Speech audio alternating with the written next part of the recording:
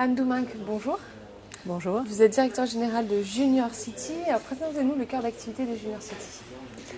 Junior City, c'est un institut d'études et de conseils spécialiste de la jeunesse. Donc, on est spécialiste des tranches d'âge de 0 à 25 ans, que ce soit évidemment ces jeunes qui ont cet âge-là, les familles et tout l'environnement, milieu scolaire, milieu culturel, milieu social qui les entoure. Et nous, depuis plus de 15 ans, nous explorons toutes ces populations avec différents métiers liés au marketing, donc les études, Cali, Canty, en France, à l'international. Nous travaillons également en conseil véritablement en marketing.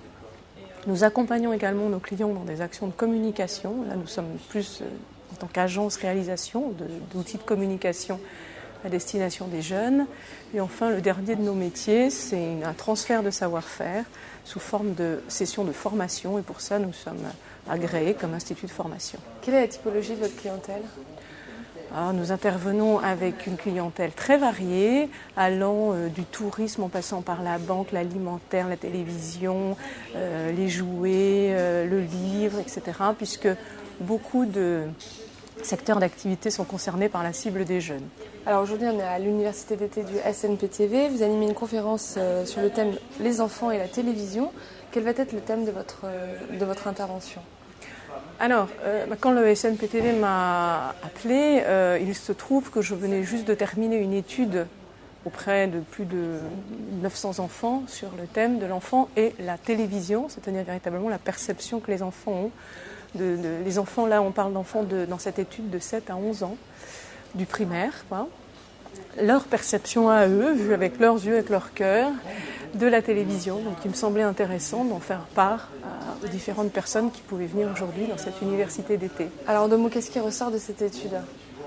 Il sort que la télévision reste quelque chose de très proche de l'enfant.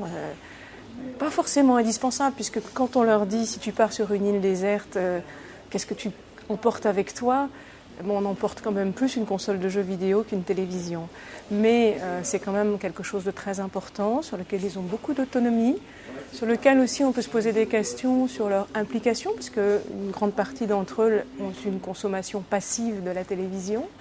Ils font autre chose en même temps qu'ils consomment la télévision. Ils ont aussi des attentes quant à la publicité.